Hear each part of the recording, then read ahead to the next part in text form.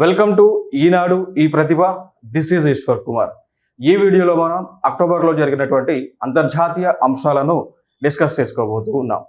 So ప్రధానంగా ఈ నెలలో మనకి ఇంపార్టెంట్గా ఉన్నటువంటి అంశాలు చూసుకున్నట్లయితే బ్రిక్స్కి సంబంధించినటువంటి అంశం మనకి న్యూస్లో ఉండటం జరిగింది. కారణం ఏంటి అంటే ఈ బ్రిక్స్కి సంబంధించినటువంటి 16వ సమిట్ జరగడం జరిగింది. జరిగినటువంటి ప్లేస్ చూసుకుంటే రష్యా దేశంలో. సో 16వ బ్రిక్స్ సమిట్ అనేటువంటిది రష్యా దేశంలో అక్టోబర్ నుంచి మొదలు అయ్యి 22 నుంచి 24 మధ్య జరగటం జరిగింది. సో ఇదే రష్యాలో ఒక కజాన్ అనేటువంటి ప్లేస్ ఉంటుంది. రష్యాలో వన్ ఆఫ్ ద సిటీ అనేటువంటి కజాన్ అనేటువంటి ఒక ప్లేస్ ఉంటుంది. సో ఆ కజాన్ అనేటువంటి ప్లేస్లో ఈ యొక్క 16th సమిట్ అనేటువంటిది జరిగింది. ఓకేనా. నెక్స్ట్ అంశం, మరి ఈ బ్రిక్స్ సమిట్లో ఈ బ్రిక్స్ అనేటువంటి పదము ఏదైతే ఉందో, వర్డ్ ఏదైతే ఉందో, ఈ వర్డ్ అనేటువంటిది మరి ఎట్లా మనుగడలోకి వచ్చింది, ఎవరు దీన్ని సజెస్ట్ చేశారు అంటే 2001లో, సో 2001వ సంవత్సరంలో జిమ్ ఓ నిల్ అనేటువంటి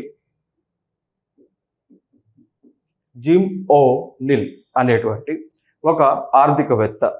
సో ఈయన గోల్డ్మెన్ సాక్స్ అనేటువంటిది యునైటెడ్ స్టేట్స్ ఆఫ్ అమెరికాకు చెందినటువంటి ఒక ఎకనామిక్ కన్సల్టెన్సీ సర్వీస్. సో దానిలో పనిచేసేటువంటి దానికి చైర్మన్గా ఉన్నటువంటి వ్యక్తే జిమ్ ఓ నీల్. సో ఈయన ఒక పదాన్ని సజెస్ట్ చేశారు. ఆ పదమే బ్రిక్ అనేటువంటి పదం. అనగా బ్రిక్ అంటే డెవలపింగ్ కంట్రీస్. బ్రిక్ అనేటువంటి పదము ఏం చేశారు అంటే ఒక డెవలపింగ్ కంట్రీస్కి ఒక పదాన్ని ఆయన ఇచ్చి ఉన్నారు. సో ఈ బ్రిక్లో ఉన్నటువంటి దేశాలు అంటే it is a group of 4 nations which has the high potential for development, high potential for high growth. Okay. So ఆ గ్రూప్ 4 కంట్రీస్ కలిపి ఆయన ఒక నేమ్ సజెస్ట్ చేశారు, అది BRIC. So BRIC is nothing but it is like Brazil, Russia, India, China. So Brazil అనేటువంటి దేశము South అమెరికాకు చెందినటువంటిది. రష్యా అనేటువంటి దేశమేమో ఏషియా ప్లస్ యూరోప్కి చెందినటువంటిది. ఇండియా ఏషియాకి చెందినటువంటిది. చైనా ఏషియాకి చెందినటువంటిది. సో ఈ దేశాలు హై పొటెన్షియల్, హై డెవలప్మెంట్ ఉన్నటువంటి దేశాలండి. ఓకేనా. సో ఇది నేమ్ సజెస్ట్ చేశారు. సో దాని తర్వాత వీరు సమిట్స్ జరుగుతున్నాయి. దాని తర్వాత 2010లో ఈ గ్రూప్కి సౌత్ ఆఫ్రికా యాడ్ అవ్వడం జరిగింది. సో సౌత్ ఆఫ్రికా యాడ్ అయిన తర్వాత బ్రిక్ కాస్త ఏంగా మారింది అంటే బ్రిక్స్ అనేటువంటి పదముతో మారటం జరిగింది అండి. సో ఫైనల్గా 2010 నుంచి కూడా బ్రిక్ అనేటువంటి పేరు మారి బ్రిక్స్గా మార్చారు. సో దీనికి సంబంధించి సమిట్స్ అనేటువంటి ఫర్దర్గా వివిధ ప్రాంతాలలో ప్రతి సంవత్సరం కూడా జరుగుతూ ఉన్నాయి. సో అట్లా ప్రతి సంవత్సరం కూడా జరుగుతున్నటువంటి సమిట్స్ ఏవైతే ఉన్నాయో ఫైనల్గా ఇప్పుడు 16వ సమిట్ వచ్చేసి రష్యాలో జరుగుతూ ఉన్నది. ఓకేనా. సో ఇది ఇక్కడ ఇంపార్టెంట్ అంశం. ఇక దాని తర్వాత ఈ బ్రిక్స్ కూటమిలోకి కొన్ని దేశాలు జాయిన్ అవ్వడం జరిగింది. ఫర్ ఎగ్జాంపుల్గా తీసుకుంటే యునైటెడ్ అరబ్ ఎమిరేట్స్ జాయిన్ అయింది, సౌదీ అరేబియా జాయిన్ అయింది, ఇరాన్ జాయిన్ అయింది, అదేవిధంగా ఇథియోపియా అనేటువంటి కంట్రీ కూడా జాయిన్ అవడం జరిగింది. అర్థమైందా. సో ఇంకా అడిషనల్గా కంట్రీస్ ఉండడం, ఇంకో కంట్రీ ఉండడం జరిగింది. బట్ అది ఇంకా ఫైనల్ అప్రూవల్ వస్తే it may join in it. Okay. So ఫైనల్గా బ్రిక్స్ అనేటువంటి పదం యొక్క ఆవిర్భావం ఎవరి నుంచి వచ్చింది అన్నప్పుడు జిమ్ ఓ నీల్ అనేటువంటి అంశం ఆయన దగ్గర నుంచి రావడం జరిగింది. మరి దీనిలో ఆల్రెడీ ఇండియా మన భారతదేశం మెంబర్ కాబట్టి ఖచ్చితంగా ఇండియా కూడా అటెండ్ అయింది. మరి ఇండియాని రిప్రజెంట్ చేస్తూ మన భారతదేశం యొక్క ప్రైమ్ మినిస్టర్ ఆఫ్ ఇండియా ఈ యొక్క కజాన్లో జరిగినటువంటి సమిట్కి ఆయన అటెండ్ అవ్వటం జరిగింది. సో ఈ సమిట్లో ఒక డిస్కషన్ జరిగింది. అది ఏంటి అంటే కొన్ని అంశాలపైన జరిగింది. ఓకేనా. సో అంశాలపైన ఏదైతే డిస్కషన్ జరిగిందో సో దాన్నే పిలిచారు కజాన్ కాన్ఫరెన్స్ అన్నారు. దాన్నే ఏమన్నారంటే కజాన్ అన్నారు, లేదా కజాన్ అగ్రిమెంట్ అని చెప్పారన్నారండి. సో ఫైనల్గా ఈ కజాన్ అనేటువంటి ప్లేస్లో ఏదైతే మనకి ఈ 16th బ్రిక్స్ సమిట్ జరిగిందో అక్కడ ఒక అగ్రిమెంట్ చేసుకున్నారు ఈ పాల్గొన్నటువంటి దేశాలన్నీ కూడా. సో అగ్రిమెంట్ పేరునే కజాన్ అగ్రిమెంట్ అంటారు. మరి కజాన్ అగ్రిమెంట్ యొక్క ముఖ్య ఉద్దేశం ఏంటి అంటే ముందుగా క్లైమేట్ చేంజ్, వాతావరణాన్ని కాపాడటము, క్లైమేట్ని కాపాడటము, ప్రపంచ దేశాలలో టెర్రరిజం అనగా తీవ్రవాదం అనేటువంటిది లేకుండా ప్రపంచ దేశాల్లో చేయటము. సో కలిసికట్టుగా అన్ని దేశాలు కూడా ఏకతాటిపై వచ్చి ఎకనామిక్ డెవలప్మెంట్ కోసం వీరందరూ కూడా కృషి చేయటం, ఇవన్నీ కూడా కజాన్ అగ్రిమెంట్లో భాగంగా ఉన్నటువంటి అంశాలు అండి. ఓకేనా? So very important. ఇక దాని తర్వాత ఇదే సమ్మిట్లో మన భారతదేశం యొక్క ప్రైమ్ మినిస్టర్ చైనా దేశానికి చెందినటువంటి చైనా అధ్యక్షుడైనటువంటి జీ జిన్పింగ్ని కలిశారండి. సో మన భారతదేశానికి చెందినటువంటి నరేంద్ర మోడీ చైనా దేశానికి చెందినటువంటి ప్రెసిడెంట్ అయినటువంటి జీ జిన్పింగ్ని కలిశారు. సో ఈయన చైనా దేశం యొక్క అధ్యక్షుడు. సో ఈ డిస్కషన్లో కలిసిన తర్వాత రెండు దేశాల మధ్య డిస్కషన్స్ జరిగినాయి. సో ఆ డిస్కషన్స్లో భాగంగా వీరు ఒక ఫైనల్ కన్క్లూజన్కి వచ్చారండి. ఫైనల్ కన్క్లూజన్కి వీరందరూ కూడా రావటం జరిగింది. సో ఆ కన్క్లూజన్ ఏంటి అంటే గతంలో మనందరికీ తెలుసు భారతదేశానికి అదేవిధంగా భారతదేశం పొరుగు దేశం అయినటువంటి చైనాకి రెండు దేశాలకి కూడా బౌండరీ డిస్ప్యూట్స్ అనేటువంటివి ఉన్నాయి. సో సరిహద్దు తగాదాలు అనేటువంటివి ఉన్నాయి. సో ఇక్కడ వీళ్ళు ఏం చేశారు అంటే ఈ సమయంలో ఈ డిస్కషన్స్లో భారతదేశం చైనా మధ్య సరిహద్దు తగాదాలు అనేటువంటివి లేకుండా ఉండాలి. అదేవిధంగా ఈ ప్రాంతాలలో ఫర్ ఎగ్జాంపుల్గా తీసుకుంటే ఈ ఇక్కడ మనకి ఎల్ఏసి అని ఉంటుంది. ఎల్ఏసి దగ్గర కానీ ఈ ప్రాంతం మెక్మోహన్ లైన్ దగ్గర కానీ ఈ ప్రాంతం డొక్లాం అనే ప్లేస్ ఉంటుంది. సో ఈ ప్రాంతాలలో రెండు దేశాలకు కూడా సరిహద్దుకు సంబంధించినటువంటి సమస్యలు ఉండటం జరిగింది. అయితే ఇక్కడ భారతదేశం తరపున భారతదేశం యొక్క ఆర్మీ ట్రూప్స్ అక్కడ డిప్లాయ్ అయ్యి ఉన్నాయి. చైనా తరపున చైనాకు సంబంధించిన ట్రూప్స్ అన్ని కూడా డిప్లాయ్ అవ్వడం జరిగింది. సో ఎప్పటికీ కూడా రెండు దేశాల మధ్య యుద్ధ వాతావరణం అనేటువంటిది ఈ అరుణాచల్ ప్రదేశ్లో ఉన్నటువంటి మెక్మోహన్ లైన్ అనేటువంటి బౌండరీ ప్లేస్, ఇక్కడ మెక్మోహన్ లైన్ అంటాం. దాని తర్వాత ఇక్కడ డొక్లాం వ్యాలీ అంటాం, డొక్లాం లోయ అంటాం. దాని తర్వాత ఇక్కడ ఎల్ఏసి దగ్గర. సో ఇప్పుడు కూడా రెండు దేశాల మధ్య ఒక ఒక కాన్ఫ్లిక్ట్ అనేటువంటిది ఇక్కడ ఉంటా ఉంది. సో ఈ ఇద్దరు కలిసి డిస్కషన్లో ఫైనల్గా వీరు చేసినటువంటి కార్యక్రమం ఏంటి అంటే రెండు ప్లేసెస్లో కూడా ఈ ప్లేసెస్లో ఏదైతే ఆర్మీ ఉన్నాయో వారిని డిస్ఎంగేజ్మెంట్ చేశారు, అక్కడ నుంచి వెనక్కి పంపించారు అన్నట్టు. అర్థమైంది కదా? సో అది ఇక్కడ మేజర్గా మనం మాట్లాడుకోవాల్సినటువంటి అంశాలు. ఓకే, సో ఇండియాకి చైనాకి మధ్య ఉన్నటువంటి బౌండరీ సమస్యలు ఏంటో కూడా మనం ఇక్కడ తెలుసుకోవాలి. ఓకే, సో ఇండియాకి అదేవిధంగా చైనాకి మధ్య ఉన్నటువంటి బౌండరీ లైన్స్ చూసుకున్నట్లయితే ఒకటి మెక్మోహన్ లైన్ అనేటువంటిది బౌండరీ లైన్ ఉంది. నెక్స్ట్ దాని తర్వాత లైన్ ఆఫ్ యాక్చువల్ కంట్రోల్ అంటాం. సో ఈ ప్రాంతంలో ఉంటుంది. దాని తర్వాత ఇంకొక డిస్ప్యూట్ వచ్చేసి డొక్లాం సంబంధించినటువంటి డిస్ప్యూట్స్.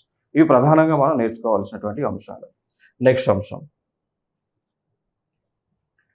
తైవాన్కు $200 కోట్ల ఆయుధాలు అనేటువంటి అంశం మనకు కనిపిస్తూ ఉంది. సో తైవాన్ అనేటువంటి ఒక దేశం చైనాకి అతి చేరువలో ఉన్నటువంటి దేశం. మీరు ఇక్కడ చూడవచ్చు తైవాన్ అనేటువంటి ప్రాంతం. సో ఈ తైవాన్ అనేటువంటిది ఒక ఐలాండ్ కంట్రీగా మనం చెప్పుకోవచ్చు. సో ఒక ద్వీపంగా మనం చెప్పుకోవచ్చు. కారణం ఏంటి అంటే చుట్టూ కూడా నీరు ఉండటం జరిగింది, అదొక అంశం. ఈ దేశమే సౌత్ చైనా సీలో ఉన్నటువంటి దేశం అండి. సో సౌత్ చైనా సీ అంటే దక్షిణ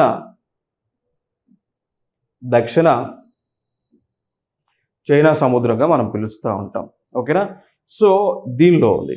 ఇక్కడ మన పొరుగునే చైనా దేశం బౌండరీగా ఉంది కదా. సో ఇక్కడ తైవాన్ ఉంది, ఇక్కడ చైనా ఉంది, ఇక్కడ సౌత్ చైనా సీ ఉంది. సో చైనా అనేటువంటి దేశం ఏం చేస్తూ ఉంది అంటే కంప్లీట్గా ఈ సౌత్ చైనా సీ పైన ఆధిపత్యం చేస్తూ ఉన్నది అండి. సో సౌత్ చైనా సీ అనేటువంటిది ఏదైతే పసిఫిక్ ఓషన్లో భాగంగా ఉన్నదో, సో పసిఫిక్ మహాసముద్రంలో భాగంగా ఉన్నదో, సో దీనిపైన పూర్తిగా చైనా ఆధిపత్యం చూపిస్తూ ఉన్నది. ఓకేనా? సో ఇంకా ఈ తైవాన్తో పాటు ఇంకా చుట్టుపక్కల ఈ ప్రాంతాల్లో కొన్ని దేశాలు ఉండటం కూడా జరిగింది. ఫర్ ఎగ్జాంపుల్గా తీసుకుంటే లావోస్ అని, కిందకు వస్తే కంబోడియా అని. ఓకేనా? సో లావోస్ అని, కంబోడియా అని, వియత్నాం అని, సో ఈ విధంగా దేశాలు అనేటువంటి ఉన్నాయి. సో ఈ సౌత్ చైనా సీలు ఈ దేశాలన్నీ కూడా ఉన్నాయి. బట్ ఇంటర్నేషనల్ లా ఒకటి ఉంటుంది, దాన్నే మనం యుఎన్ క్లాస్ అని చెప్తూ ఉంటాం. యుఎన్ క్లాస్ అంటే United Nations convention on law of the sea అని అంటాం. అర్థమైందా? సో ఇంటర్నేషనల్ పరంగా ఈ వాటర్కి సంబంధించి ఓకేనా, సో అంటే నీరు ఎవరికి ఎంత షేర్ ఇవ్వాలి, ఇక్కడ ఉన్నటువంటి ప్లేస్ ఏదైతే ఉందో ఎవరికి ఎంత షేర్ ఇవ్వాలి అని డిసైడ్ చేయడానికి ఒక అంతర్జాతీయ సంస్థ ఉంటుంది, దాన్ని United Nations convention on law of the sea అనేటువంటి సంస్థ అండి. ఓకేనా?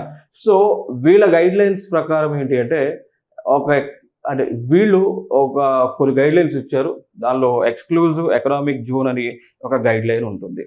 సో దీని ప్రకారం ఏంటి అంటే ప్రతి దేశానికి కూడా వీళ్ళు ఇచ్చినటువంటి గైడ్ లైన్స్ ప్రకారము ప్రతి దేశానికి కూడా ఏ దేశము అయితే నీరుతో సో వాటర్తో బౌండరీగా ఉంటుందో, అనగా ఇప్పుడు ఫర్ ఎగ్జాంపుల్ తైవాన్ తీసుకుంటే ఇక్కడ వాటర్తో బౌండరీగా ఉంది, పసిఫిక్ ఓషన్తో ఇక్కడ వాటర్తో బౌండరీగా ఉంది, చైనా కూడా బౌండరీగా ఉంది. ఓకే, సో వీళ్ళ గైడ్ లైన్స్ ప్రకారం ఏంటి అంటే ఏ దేశము అయితే వాటర్తో బౌండరీగా ఉంటుందో ఆ దేశానికి కూడా కంప్లీట్గా అక్కడ ఉన్నటువంటి నీరుకు సంబంధించి ఆ నీటిలో ఉన్నటువంటి రిసోర్సెస్కి సంబంధించి సహజ వనరులకు సంబంధించి కంప్లీట్ రైట్స్ ఉంటాయని వీరు మెన్షన్ చేయటం జరిగింది. ఓకే, సో బట్ ఇక్కడ మనం చూసుకున్నట్లయితే ఈ ఎకనామిక్ ఎక్స్క్లూజివ్ జోన్ అనేటువంటిది 12 నాటికల్ మైల్స్ వరకు ఉంటుందండి. ఇప్పుడు ఫర్ ఎగ్జాంపుల్ ఒక దేశం మనం చూసుకుంటే ఇది ఇండియా అనుకుంటే ఇండియాకి ఇక్కడ నుంచి మొదలుకొని ఈ ప్లేస్ అంటే దాదాపు 12 నాటికల్ మైల్స్. సో ఇక్కడ వరకు కూడా కంప్లీట్ రైట్స్ ఉంటాయండి. ఇప్పుడు ఏ దేశానికి చెందినటువంటి ఏదైనా షిప్ ఈ ప్లేస్లోకి వచ్చింది అంటే ఈజ్ ఈక్వల్ టు ఇక్కడ అంటే ఇండియాలోకి ఎంటర్ అయినట్టే. సో విదేశాలకు చెందినటువంటి షిప్స్ ఏవైతే ఉన్నాయో లేదా మిలిటరీ వెహికల్స్ ఏవైతే ఉన్నాయో అవి ఈ 12 నాటికల్ మైల్స్ ఇండియా బౌండరీ దగ్గర నుంచి 12 నాటికల్ మైల్స్ లోపు ఉన్నటువంటి ప్లేస్లోకి ఎంటర్ అయితే కనుక అప్పుడు అదేంటి ఆ దేశంలోకి వచ్చినట్టే. ఓకే, సో ఇట్లా కూడా మరి ఇక్కడ తైవాన్కి కూడా ఈ 12 నాటికల్ మైల్స్ అంటే ఇంచుమించు ఇక్కడ కాన్ఫ్లిక్ట్ అవుతుంది, ఇక్కడ వస్తుంది. చైనాకి కూడా 12 నాటికల్ మైల్స్ అంటే ఇంచుమించుగా ఈ ప్లేస్లోకి కాన్ఫ్లిక్ట్లోకి వస్తుంది. బట్ చైనా ఏం చేస్తూ ఉన్నది, ఈ మొత్తం నాదే అని వీళ్ళు ఆధిపత్యం చూపిస్తూ ఉన్నారు. సో సౌత్ చైనా సీ అనేటువంటిది ఏదైతే ఉందో కంప్లీట్గా మా దేశం మాకు సంబంధించింది అని వీళ్ళు ఆధిపత్యం చూపిస్తూ ఉంటే ఈ చుట్టుపక్కల ఉన్నటువంటి దేశాలు ఏం చేస్తున్నాయి, దాన్ని అపోజ్ చేస్తూ ఉన్నాయండి. ఎందుకంటే వీళ్ళు ఇచ్చినటువంటి గైడ్లైన్స్ ప్రకారం సౌత్ చైనా సీ పైన హక్కు తైవాన్కి ఉంటుంది, మిగిలినటువంటి దేశాలు ఉంటాయి. ఇప్పుడు న్యూజిలాండ్ కావచ్చు, జపాన్ కావచ్చు, లావోస్ కానీ, వియత్నాం కానీ, కంబోడియా కానీ, సో ఈ దేశాలకు కూడా హక్కులు ఉంటాయి. బట్ ఆ హక్కులని చైనా వాళ్ళు ఎంజాయ్ చేయనివ్వట్లేదు. సో అది ఇక్కడ మనకి ప్రపంచవ్యాప్తంగా కాన్ఫ్లిక్ట్ ఉన్నటువంటి ఒక ఏరియా. ఓకే, సో అందుకోసం తైవాన్ ఏం చేస్తూ ఉందంటే తైవాన్ దేశంలో ఉన్నటువంటి మిలిటరీని బలోపేతం చేసుకుంటా ఉన్నారు. సో దానిలో భాగంగా వీరు $200 కోట్ల విలువైన ఆయుధాలను ఒక దేశం నుంచి కొంటా ఉన్నారు. ఏ దేశము అన్నప్పుడు United states of America. So USA నుంచి వారు కొనుగోలు చేస్తూ ఉన్నారు అండి. సో ఇది ఇక్కడ ఇంపార్టెంట్ అంశం. సో ఇంకొక అంశం, తైవాన్ అధ్యక్ష బాధ్యతలు చేపట్టినటువంటి అంటే లైక్ ప్రస్తుత తైవాన్ అధ్యక్షుడు ఎవరు అన్నప్పుడు లాయ్ చింగ్ తే. సో న్యూస్లో ఉన్నటువంటిది. సో పర్సన్స్ ఇన్ న్యూస్ అని ఒక టాపిక్ ఉంటుంది మన కరెంట్ అఫైర్స్లోనే. ఎవరైతే న్యూస్లో ఉంటారో వారికి సంబంధించినటువంటి ఇన్ఫర్మేషన్ అడుగుతూ ఉంటారు. లైక్ ఇప్పుడు సెంట్రల్ ఎగ్జామ్స్ ఏదైతే ఆర్ఆర్బి జరగబోతా ఉందో, ఎస్ఎస్సి సీజీఎల్ జరగబోతా ఉందో, ఇంకా మిగిలినటువంటి ఎగ్జామ్స్ ఏవైతే ఉన్నాయో వాటిలో పర్సన్స్ ఇన్ న్యూస్ అని అడుగుతూ ఉంటారు. సో దానిలో ఎవరైతే న్యూస్లో ఉంటారో వారి గురించి ఎక్కువగా అడుగుతూ ఉంటారు. సో ఫైనల్గా తైవాన్ దేశం యొక్క అధ్యక్షుడు ఎవరు అన్నప్పుడు లాయ్ చింగ్ తే అండి. ఈ అంశాన్ని గుర్తుపెట్టుకోండి. సో ఫైనల్గా ఈ 200 కోట్లతో ఏం కొనబోతా ఉన్నది ఈ తైవాన్ దేశం అన్నప్పుడు Norwegian advanced surface to air missile సిస్టమ్ని కొనుగోలు చేయబోతా ఉన్నారు. సో ఇది ఇంచుమించు ఇప్పుడు ఈ వ్యవస్థ అనేటువంటిది ఎయిర్ డిఫెన్స్ వ్యవస్థ అండి. సో ఈ వ్యవస్థ అనేటువంటిది ఎయిర్ డిఫెన్స్ వ్యవస్థ. సో ఇప్పుడు ఫర్ ఎగ్జాంపుల్గా తీసుకుంటే ఇట్లాంటి వ్యవస్థే భారతదేశంలో ఉంది. S-400 అంటాం. S-400 ఎయిర్ డిఫెన్స్ సిస్టమ్ భారతదేశంలో ఉంది. ఆల్రెడీ మనం రష్యా దేశం నుంచి ఈ వ్యవస్థను మనం తెచ్చుకోవడం జరిగింది. సో S-400 లాంటి వ్యవస్థే ఈ నసమ్స్ అనేటువంటి వ్యవస్థ. సో ఇది అమెరికా వాళ్ళు వీళ్ళకి అమ్మారు, తైవాన్కి అమ్మారు. సో ఇది న్యూస్లో ఉన్నటువంటి అంశం. ఇక్కడ నెక్స్ట్ అంశం, భారత్ చైనా బలగాల ఉపసంహరణ ప్రక్రియ సజావుగా సాగుతుంది అని బీజింగ్ స్పష్టం చేయడం జరిగింది. ఇప్పుడు మీకు ఆల్రెడీ 16th బ్రిక్స్ సమ్మిట్ చెప్పేటప్పుడు చెప్పాను కదా. సో ఇండియా అదేవిధంగా చైనాకు సంబంధించిన అధ్యక్షులు అంటే ఇండియా మోడీ, చైనా నుంచి జీ జిన్పింగ్ వీళ్ళిద్దరూ కూడా కలిసి అగ్రిమెంట్ చేసుకున్నారు.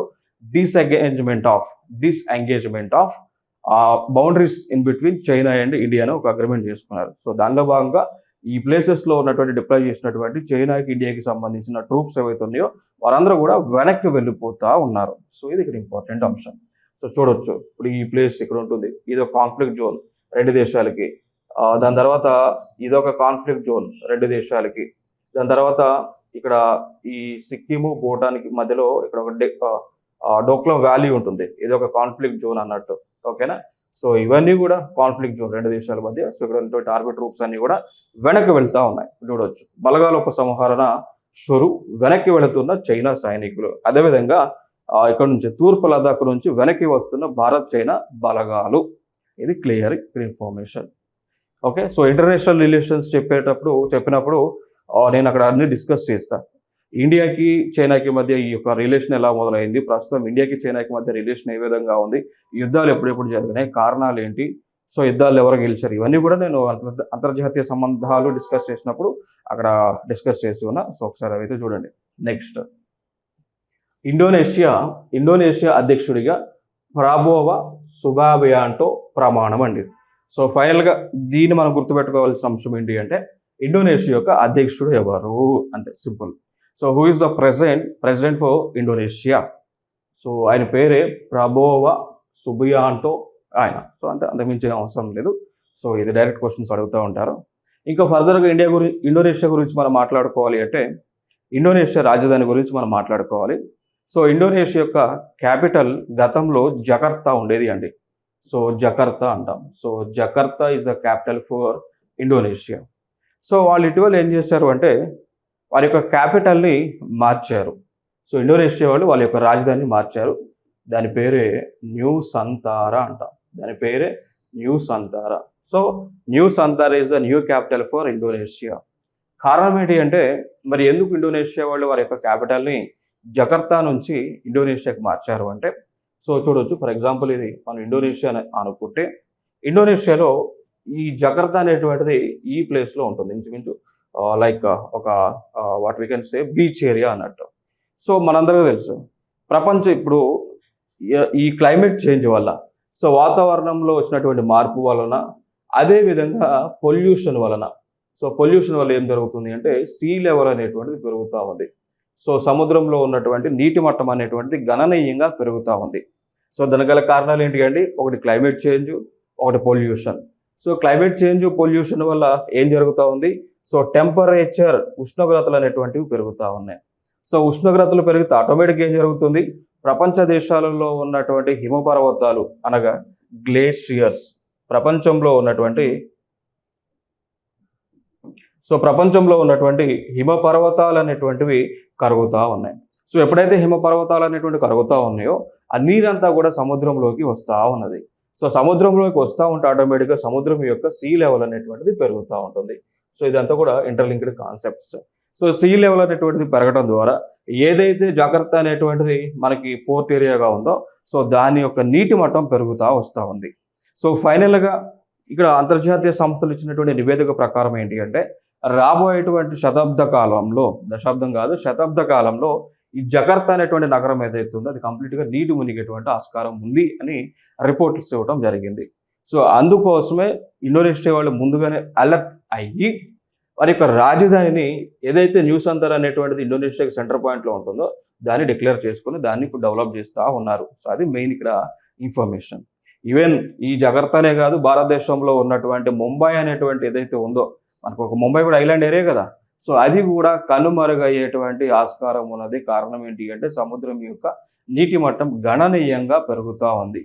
రాబోయేటువంటి శతాబ్ద కాలంలో ఈ కొన్ని దేశాలు, ఇప్పుడు జపాన్ లాంటి దేశాలే కనుమరుగవడానికి ఛాన్సెస్ ఎక్కువగా కనిపిస్తూ ఉన్నాయి. సో ఇది ఇక్కడ ఇంపార్టెంట్ ఇన్ఫర్మేషన్. నెక్స్ట్ అంశం, UN recognises antimicrobial resistance as global health threat అండి. సో యునైటెడ్ నేషన్స్, ఐక్యరాజ్య సమితికి సంబంధించింది, ఓకే, యునైటెడ్ నేషన్స్, దాంతోపాటు ప్రపంచ ఆరోగ్య సంస్థ అంటాం, దాన్నే వరల్డ్ హెల్త్ ఆర్గనైజేషన్ అంటాము అండి. ఓకేనా? సో ఈ రెండు సంస్థలు ఒక అంశాన్ని తెలియజేసినాయి. ఏమని అంటే ప్రపంచ దేశాలలో యాంటీ మైక్రోబియల్ రెసిస్టెన్స్ అనేటువంటిది పెరుగుతూ ఉంది అని వాళ్ళు అనౌన్స్ చేశారు. మరి దాని తర్వాత మరి యాంటీ మైక్రోబియల్ రెసిస్టెన్స్ అంటే ఏంటి అంటే యాంటీబయాటిక్స్ అనేటువంటి మెడిసిన్స్ ఏవైతే ఉంటాయో అవి పని చేయకపోవటం. అర్థమైందా? సో యాంటీ మైక్రోబియల్ రెసిస్టెన్స్ అంటే ఒక మనిషి యాంటీబయోటిక్స్ తీసుకున్నప్పటికీ కూడా, లేదా జంతువులు ఇప్పుడు బఫెలో లాంటివి కూడా వాటికి కూడా యాంటీబయాటిక్స్ ఇస్తారు. అవి తీసుకున్నప్పటికీ కూడా అవి పని చేయకపోవటమే దానినే యాంటీ మైక్రోబియల్ రెసిస్టెన్స్ అని పిలుస్తూ ఉంటాం. ఇప్పుడు ఫర్ ఎగ్జాంపుల్ యాంటీబయాటిక్స్ అని చూసుకుంటే లైక్ అజిత్రోమైసిన్ అని యాంటీబయాటిక్స్, మార్కెట్లో ఉన్నటువంటి యాంటీబయాటిక్స్ అజిత్రోమైసిన్ అని,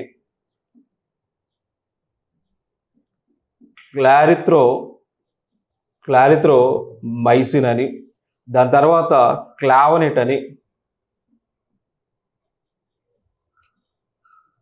దాని తర్వాత క్లావనెట్ 625 అని. సో ఈ విధంగా మార్కెట్లో మనకి యాంటీబయాటిక్స్ అనేటువంటివి ఉన్నాయి. సో ఇక్కడ ఏం జరుగుతుంది అంటే ప్రజలు తరచుగా ఈ యాంటీబయాటిక్స్ అనేటువంటివి వాడటం ద్వారా ఆ మనిషి బాడీలో రెసిస్టెన్స్ వచ్చేస్తూ ఉంది. అంటే ఈ యాంటీబయాటిక్స్ పనిచేయట్లేదు, ఇంకా మనుషులకు ఈ యాంటీబయాటిక్స్ పనిచేయట్లేదు. అట్లా క్రమేపీ ఏం జరుగుతుంది, అసలు యాంటీబయాటిక్స్ అనేటువంటివి మనుషులకు పనిచేయవు. అప్పుడు ఈ వ్యాధులు వచ్చినప్పుడు ఎట్లా క్యూర్ అవ్వదు కదా. సో అట్లా యాంటీబయాటిక్స్ పని చేయకపోవటమే దాన్ని యాంటీ మైక్రోబియల్ రెసిస్టెన్స్ అంటాం. సో ఇప్పుడు ఇది ప్రపంచ దేశాల్లో ఒక థ్రెట్గా కనిపిస్తూ ఉంది. సో ఉన్నటువంటి యాంటీబయాటిక్స్ ఇప్పుడు పనిచేయట్లేదు. హై పవర్ డోస్ యాంటీబయాటిక్స్ పనిచేస్తూ ఉన్నాయి. అవి కూడా వాటికి కూడా ఈ ఉన్నటువంటి ఇప్పుడు ఏదైతే బ్యాక్టీరియా ఉందో తట్టుకొని నిలబడితే కనుక మనుషుల యొక్క మనుగడ అనేటువంటిది ప్రశ్నార్థకంగా మారేటువంటి అవకాశం ఉంది. ఇది ఒక అంశం. సో ఫైనల్గా కారణం ఈ యాంటీబయాటిక్స్ రెసిస్టెన్స్ అనేటువంటిది రావడానికి ప్రధానమైనటువంటి కారణం ఏంటి అంటే over prescribing of antibiotics. So అవసరానికి మించి యాంటీబయాటిక్స్ అనేటువంటివి వేసుకోవటము. దాని తర్వాత ఈ యాంటీబయాటిక్స్ కోర్స్ సజెస్ట్ చేస్తారండి. ఇప్పుడు 7 days 10 days antibiotics course suggest చేస్తారు. కొంతమంది 2 రోజులు 3 రోజుల టాబ్లెట్స్ వేసుకుంటే రాపేస్తారు. దానివల్ల కూడా ఈ యాంటీబయోటిక్ రెసిస్టెన్స్ వస్తూ ఉంటుంది. దాని తర్వాత over use of antibiotics in life stock and fish farming. So పశువులకి చేపలకి కూడా యాంటీబయాటిక్స్ ఇస్తూ ఉంటారు. సో ఆ పశువులకు సంబంధించి పాలు మనం తాగాము అనుకోండి, ఆ పాలలో యాంటీబయాటిక్స్ ఉంటాయి. దాని ద్వారా క్రమేపీ మనుషులకు కూడా యాంటీబయాటిక్స్ రెసిస్టెన్స్ అనేటువంటిది వస్తుంది. ఓకే, సో ఇది ఒక రీజన్. దాని తర్వాత poor infection control in hospitals and clinics అండి.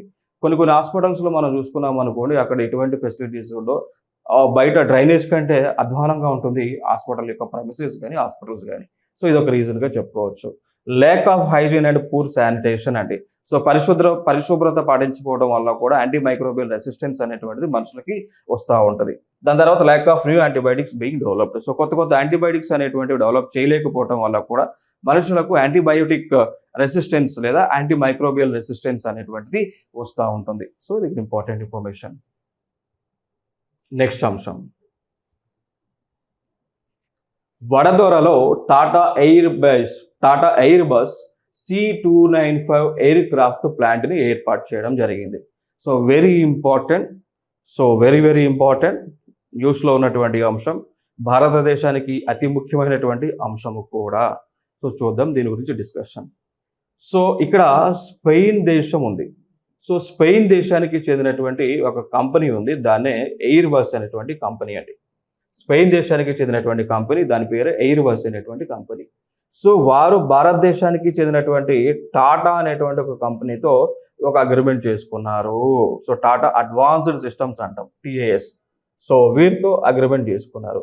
సో ఈ అగ్రిమెంట్ యొక్క ముఖ్య సారాంశం ఏమిటి అంటే మిలిటరీ ఎయిర్ క్రాఫ్ట్ అయినటువంటి మిలిటరీ వాళ్ళు ఉపయోగించేటువంటి high advanced helicopter like flights అయినటువంటి దాని పేరే C295 అనేటువంటి వాటిని ఎయిర్ బస్ C295 అనేటువంటి ఒక మోడల్ని భారతదేశంలోనే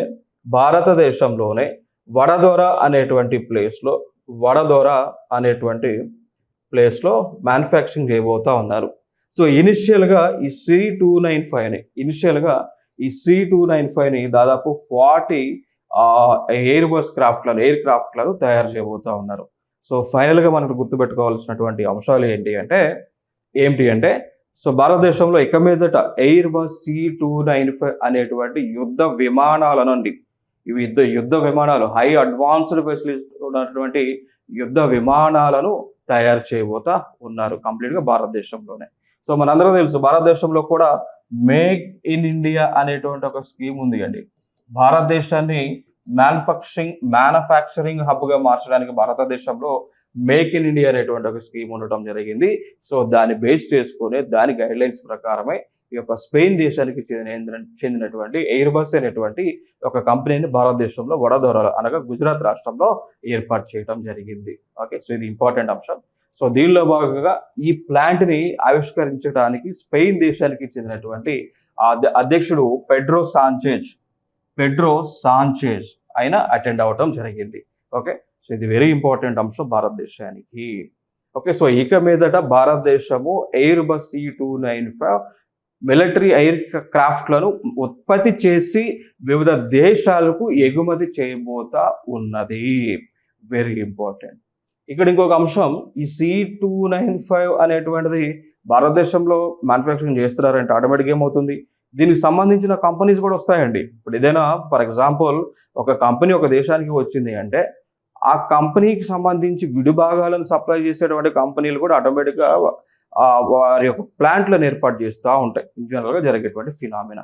సో క్రమేపీ ఇక్కడ ఏం జరగబోతా ఉంది, సో C295ని తయారు చేయబోతుంది భారతదేశం అంటే దానికి సంబంధించిన విడిభాగాలను తయారు చేసే కంపెనీలు కూడా భారతదేశానికి రాబోతా ఉన్నాయి అతి త్వరలో. సో దీనివల్ల భారతదేశానికి కలిగేటువంటి యూజ్ ఏంటి అంటే, ముందుగా భారతదేశంలో టెక్నాలజీ అనేటువంటిది డెవలప్ అవ్వబోతా ఉంది. దాని తర్వాత ఎంప్లాయ్మెంట్ అనేటువంటిది క్రియేట్ అవ్వబోతా ఉంది.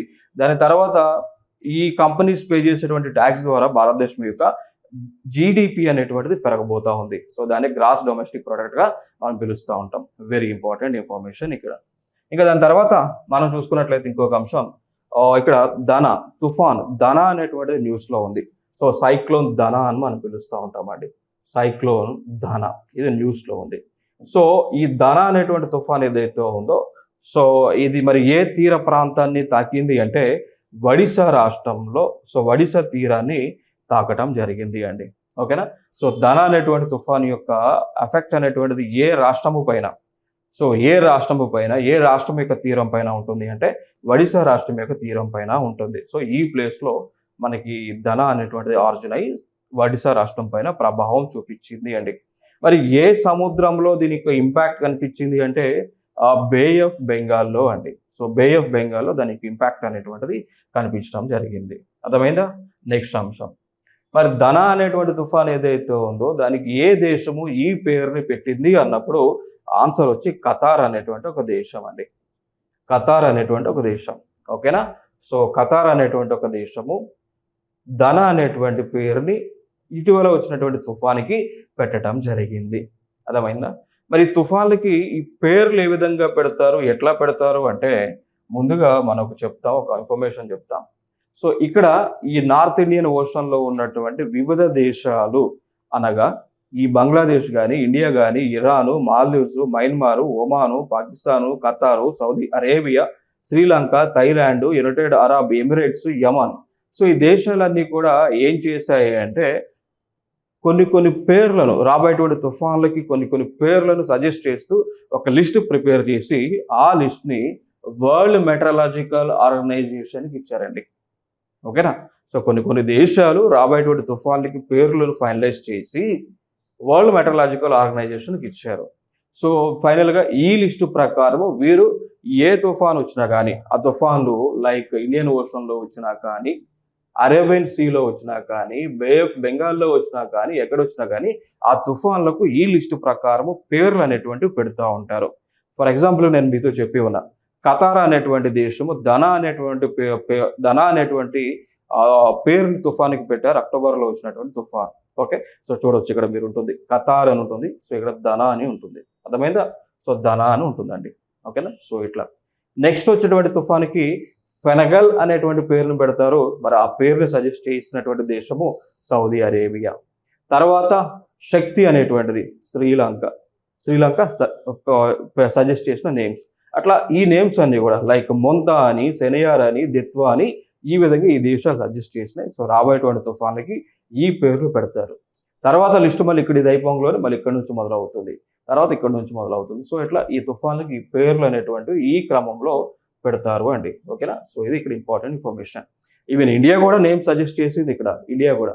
సో లైక్ గతి అని, తేజ్ అని, మురాసు అని, ఆగ్ అని, వ్యోము, జారు, ప్రభావ, నీర్. సో ఇట్లా ఇండియా కూడా ఈ నేమ్ సజెస్ట్ చేసింది. సో ఇండియా కూడా తుఫాన్లకి పేరు పెట్టేటువంటి పొజిషన్లో భారతదేశం ఉంది అనేటువంటి అంశం మనం గుర్తుపెట్టుకుందాం. ఓకే. సో ఇది ఇంపార్టెంట్ ఇక్కడ. తర్వాత ఇంకొక అంశం ఇంకా, so international current affairs complete చేసాం.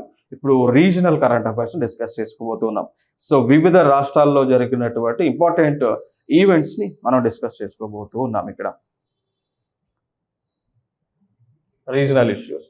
సో ముందుగా చూద్దాం, ఇక్కడ తెలంగాణలో ఉమెన్ ఎంటర్ప్రెన్యూర్స్ ప్లాట్ఫామ్ WEPని ఏర్పాటు చేశారు అండి.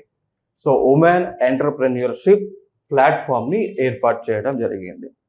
సో ఇది తెలంగాణలో ఏర్పాటు చేయడానికి గల ముఖ్యమైనటువంటి కారణం ఏంటి అంటే నీతి ఆయోగ్ వాళ్ళు.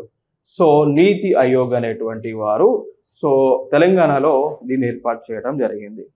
ఇది ఒక ఇంపార్టెంట్ ఇన్ఫర్మేషన్ ఇక్కడ. దాని తర్వాత సో నీతి ఆయోగ్ వాళ్ళు ఎందుకు ఏర్పాటు చేశారు తెలంగాణలో అంటే, తెలంగాణలో ఉన్నటువంటి వారి మహిళలు ఎవరైతే ఉన్నారో వాళ్ళని బిజినెస్ మ్యాన్స్గా, వ్యాపారవేత్తలుగా తీర్చిదిద్దేటువంటి కార్యక్రమం అండి. ఓకేనా.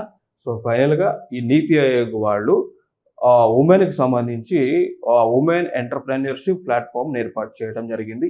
ఇది భారతదేశంలోనే మొట్టమొదటిది. సో తెలంగాణ రాష్ట్రంలో ఏర్పాటు చేశారు అండి. దాని తర్వాత మరి దీన్ని ఎందుకు ఏర్పాటు చేసింది నీతి ఆయోగ్ అంటే, మహిళల యొక్క డెవలప్మెంట్ కోసం, అదేవిధంగా మహిళల యొక్క అభ్యున్నతి కోసం, మహిళల యొక్క సాధికారతను సాధించడానికి కోసం, మహిళలను వ్యాపారవేత్తలుగా తీర్చిదిద్దడానికి కోసం, మహిళలకు ఉపాధిని కల్పించడానికి కోసం, మహిళలను ఎంప్లాయీస్గా మార్చడానికి కోసం. ఓకేనా. సో దానికోసం దీన్ని ఏర్పాటు చేశారు. సో మరి ఏర్పాటు చేసిన దానిలో భాగంగా ఏం చేస్తారు అంటే, దీని ద్వారా మహిళలు ఎవరైతే ఎంటర్ప్రెన్యూర్స్ వ్యాపారవేత్తలుగా మారాలనుకుంటున్నారో వారికి కావాల్సినటువంటి సపోర్ట్ అనేటువంటిది ఇస్తారు. ఆ సపోర్ట్ అనేటువంటిది ఫినాన్షియల్ పరంగా, ఆర్థిక పరంగా, డిజిటల్ స్కిల్లింగ్. సో వారికి కొత్త కొత్త టెక్నాలజీని నేర్పిస్తూ ఉంటారు. మెంటర్షిప్ అండి. So mentorship is nothing but వాళ్ళు గైడ్లైన్స్ ఇస్తారు. ఏ విధంగా వ్యాపారాన్ని డెవలప్ చేసుకోవాలి, ఎట్లా బిజినెస్ని పెంచుకోవాలి, ఎట్లా బిజినెస్ ట్రాన్సాక్షన్స్ని పెంచుకోవాలి అని గైడ్లైన్స్ ఇస్తారు. నీతి ఆయోగ్కు సంబంధించిన వాళ్ళు ఇస్తారు. దాని తర్వాత మార్కెట్ లింకేజెస్ అండి.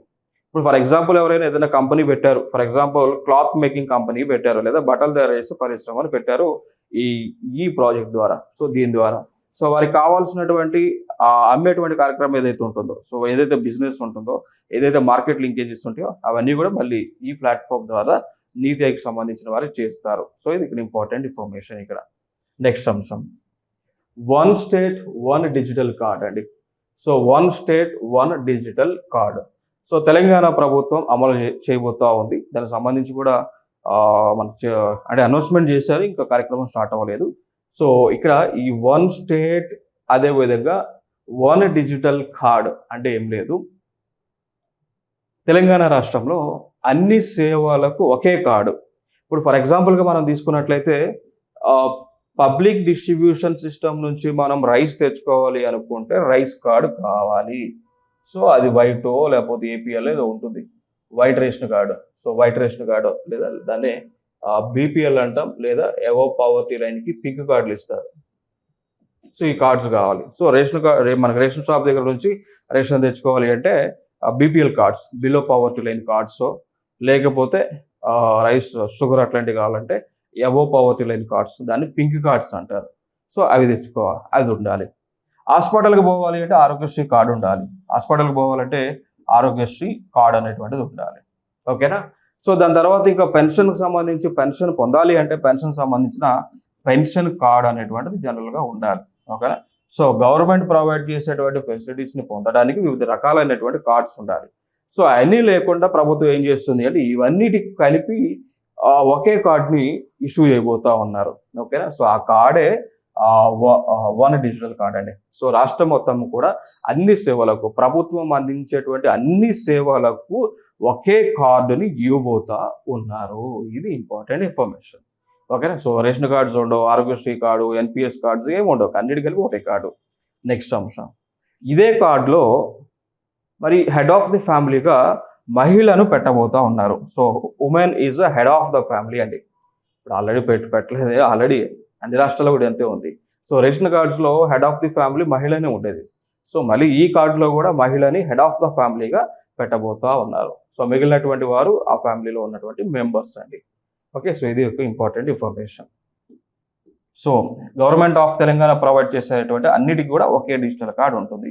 సో ఇది ఆల్రెడీ అంటే తెలంగాణలో కొత్తగానే మిగిలిన రాష్ట్రాల్లో ఇట్లాంటివి ఫెసిలిటీ అయితే ఆల్రెడీ ఉన్నది.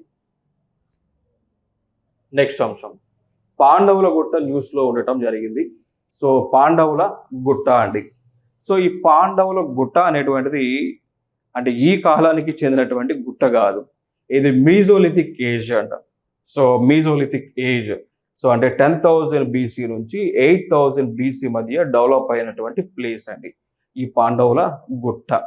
ఓకేనా. సో అంటే చెప్తా ఉండేవాడు పాండవులు కూడా ఈ ప్రాంతంలో నివసించారు అని చెప్తా ఉండేవాళ్ళు, అందుకే వారిపైన పేరు పెట్టారు పాండవుల గుట్ట అని. ఓకేనా. సో ఇది 10,000 BC నుంచి 8,000 BC మధ్య డెవలప్ అయినటువంటి ప్లేస్. మరి ఇటీవల ఎందుకు న్యూస్లో ఉంది అంటే కారణం ఏంటి అంటే ఈ ప్లేస్ని గవర్నమెంట్ ఆఫ్ ఇండియా ఒక ప్లేస్గా డెసిగ్నేట్ చేసింది.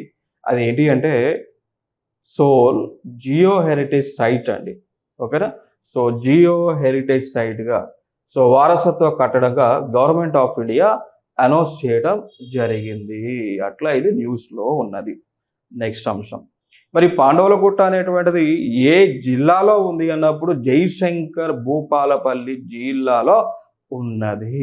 నెక్స్ట్ అంశం, గవర్నమెంట్ ఆఫ్ ఇండియా అదేవిధంగా తెలంగాణ ప్రభుత్వం అండి. గవర్నమెంట్ ఆఫ్ ఇండియా అదేవిధంగా తెలంగాణ ప్రభుత్వం ఈ యొక్క ప్లేస్ని టూరిస్ట్ ప్లేస్గా డెవలప్ చేయబోతా ఉన్నారు. సో పర్యాటక ప్రాంతంగా, పర్యాటక ప్రదేశంగా ఈ పాండవుల గుట్టని డెవలప్ చేయబోతా ఉన్నది తెలంగాణ ప్రభుత్వం, అదేవిధంగా గవర్నమెంట్ ఆఫ్ ఇండియా. సో ఈ అంశాలు గుర్తుపెట్టుకోండి. నెక్స్ట్ అంశం, మూసీ రివర్ రివైవల్ ప్రాజెక్ట్ అండి. ఓకేనా. సో ఇప్పుడు మనందరికీ తెలుసు మన తెలంగాణ రాష్ట్రంలో అత్యంత గలీజ్ అయినటువంటి నది ఏదైనా ఉంది అంటే ఆ నదే మూసీ రివర్. సో ఆ నది పేరే మూసీ రివర్ అంటాం. సో మూసీ రివర్ వెంపట మనం ప్రయాణిస్తూ ఉంటే మన ఆరోగ్యం అంతా కూడా స్పాయిల్ అవుతుంది. దానికి వాటర్ మనం పీల్చలేనటువంటి సిచ్యువేషన్లో ఉంటాం. ఓకేనా.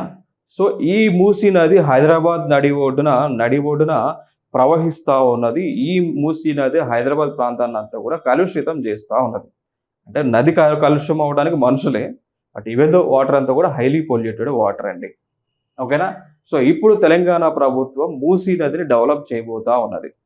సో ఆ మూసీ నదిని డెవలప్ చేయడానికి కూడా మూసీ నది రివర్ డెవలప్మెంట్ బోర్డుని కూడా ప్రభుత్వం ఏర్పాటు చేసింది అండి. సో ఏర్పాటు చేసిన తర్వాత మూసీ నదిని డెవలప్మెంట్ చేయబోతా ఉన్నారు. ఏ విధంగా మూసీ నదిని డెవలప్ చేయబోతా ఉన్నారు అంటే సౌత్ కొరియా అనేటువంటి దేశంలో హంగాడ్ రివర్ అంటాం. హంగాడ్ అనేటువంటి రివర్ ఉంటుంది, లేదా దాన్ని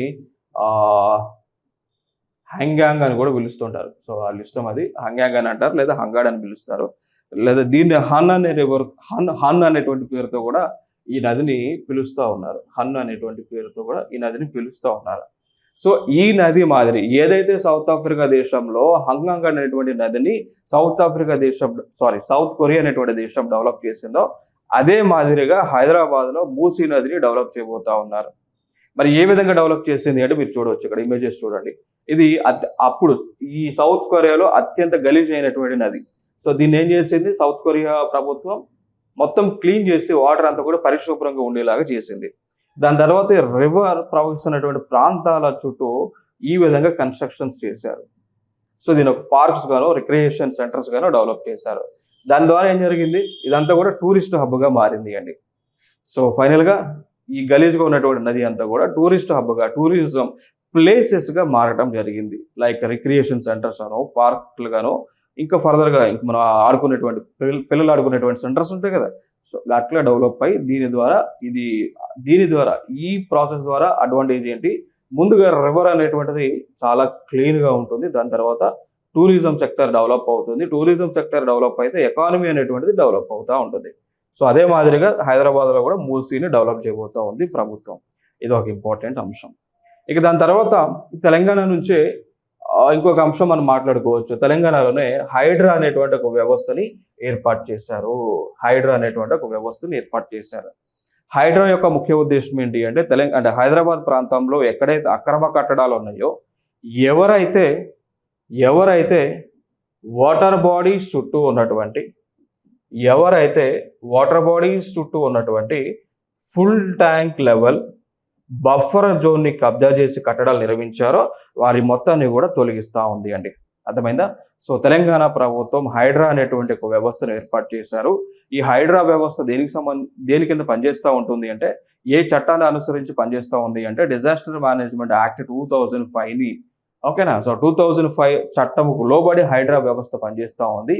హైడ్రా వ్యవస్థ యొక్క ముఖ్య ఉద్దేశం ఏంటి అంటే, ఈ హైదరాబాద్ ప్రాంతంలో ఉన్నటువంటి వాటర్ బాడీస్, చెరువులు చుట్టూ ఉన్నటువంటి ఆ ప్లేసెస్లో, చెరువుకి ఆనుకొని మనకి ఫుల్ ట్యాంక్ లెవెల్ అని ఉంటుంది, ఆ లెవెల్లో కానీ బఫర్ జోన్లో కానీ ఎవరైతే కట్టడాలు నిర్మించారో అక్రమ కట్టడాలు, వారి మొత్తాన్ని కూడా తొలగించేటువంటి కార్యక్రమాన్ని చేస్తూ ఉన్నారు. ఇది ఒక ఇంపార్టెంట్ అంశం. ఈ హైడ్రాకి కమిషనర్గా రంగనాథ్ అనేటువంటి ఒక ఐపీఎస్ ఆఫీసర్ని నియమించింది ప్రభుత్వం. ఇది న్యూస్లో తెలంగాణలో ట్రెండింగ్లో ఉన్నటువంటి అంశం. ఈ అంశాన్ని గుర్తుపెట్టుకోండి. క్లియర్ కదా? నెక్స్ట్ అంశం ఏపీ స్కిల్ సెన్సెస్. సో మంగళగిరిలో ప్రతిష్టాత్మకంగా పైలట్ ప్రాజెక్ట్ రూపంలో లాంచ్ చేసేది ఆంధ్రప్రదేశ్ ప్రభుత్వము అండి.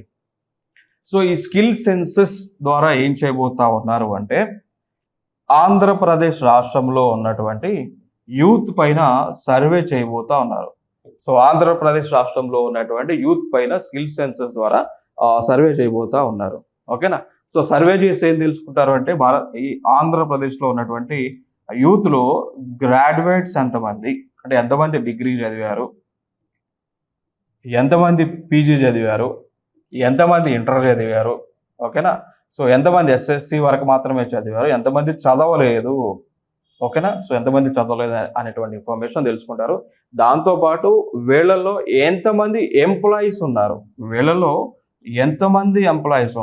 ఎంతమంది నాన్ ఎంప్లాయీస్ నిరుద్యోగులు ఉన్నారు, ఎంతమంది జాబ్ కోసం ట్రై చేస్తూ ఉన్నారు, ఎంతమందికి స్కిల్స్ ఉన్నాయి, ఎంతమందికి స్కిల్స్ లేవు అనేటువంటి ఇన్ఫర్మేషన్ అంతా కూడా ఈ యొక్క స్కిల్ సెన్సస్ ద్వారా ఆంధ్రప్రదేశ్ ప్రభుత్వం కలెక్ట్ చేయబోతా ఉంది. దానిలో భాగంగా మొట్టమొదటిగా పైలట్ ప్రాజెక్ట్ కింద మంగళగిరి ప్రాంతంలో స్టార్ట్ చేశారు అండి.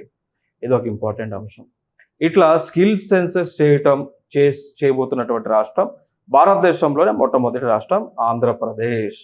సో భారతదేశంలోనే మొట్టమొదటిసారిగా స్కిల్ సెన్సస్ని ప్రారంభించినటువంటి రాష్ట్రం ఆంధ్రప్రదేశ్ వార్తల్లో నిలిచింది. నెక్స్ట్ అంశం, ఈ సెన్సస్ ద్వారా మరి ఎందుకు చేస్తున్నారో, దీనివల్ల కలిగేటువంటి బెనిఫిట్స్ ఏంటి అంటే, ఒకటి, ఎవరైతే అన్ఎంప్లాయిడ్స్ ఉంటారో, నిరుద్యోగులు ఉంటారో, వారికి ఆ ఇన్ఫర్మేషన్ గవర్నమెంట్ దగ్గర ఉంటుంది కాబట్టి వారికి, ఆ నిరుద్యోగులకి స్కిల్ డెవలప్ చేసి స్కిల్ ట్రైనింగ్ ఇస్తారు. ఓకేనా. సో లైక్ ఇప్పుడు రకరకాల స్కిల్స్ ఉన్నాయి కదా, లైక్ మిషన్ కొట్టడం, రిపేర్లు చేయడం, ఇక అవన్నీ కూడా నేర్పించి వారికి వివిధ ఇండస్ట్రీస్లో ఎంప్లాయ్మెంట్ అనేటువంటిది క్రియేట్ చేయటం. ఇంకోటి, ఇప్పుడు ఉన్నటువంటి ప్రభుత్వం ఏదైతే ఆంధ్రాలో ఉన్న ప్రభుత్వం ఉందో, సో వాళ్ళు ఎలక్షన్ టైంలో మేనిఫెస్టోలో ఒక అంశాన్ని పెట్టారు. ఏమని పెట్టారంటే, రాబోయేటువంటి కాలంలో నిరుద్యోగులకు 2 లక్షల పైగా ఉద్యోగాలను ప్రభుత్వం అదేవిధంగా ప్రైవేట్ సెక్టార్లో కల్పిస్తాము అని. సో వాళ్ళు కల్పించడానికి, ఇది ఫుల్ఫిల్ చేయడానికి ఈ స్కిల్ సెన్సస్ని చేస్తూ ఉంది ప్రభుత్వం. ఇది ఇంపార్టెంట్ ఇక్కడ. నెక్స్ట్ అంశం, బెస్ట్ టూరిస్ట్ ఫ్రెండ్లీ అవార్డు. ఓకేనా. సో ఈ అవార్డు అనేటువంటిది ఇచ్చేది గవర్నమెంట్ ఆఫ్ ఆంధ్రప్రదేశే అండి. ఓకేనా. సో గవర్నమెంట్ ఆఫ్ ఆంధ్రప్రదేశే వివిధ సెక్టర్స్కు ఇస్తూ ఉంటుంది ఈ యొక్క అవార్డు. మరి ఈ అవార్డుని పొందినటువంటి సంస్థ ఏది అంటే, తిరుపతిలో ఉన్నటువంటి రైల్వే స్టేషన్ చూడొచ్చు. ఓకేనా.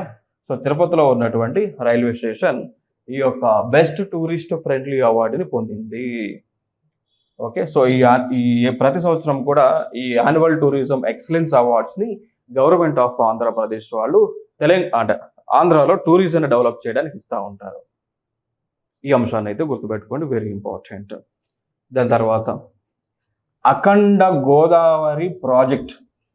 అఖండ గోదావరి ప్రాజెక్ట్ మనందరికీ తెలుసు. గోదావరి నది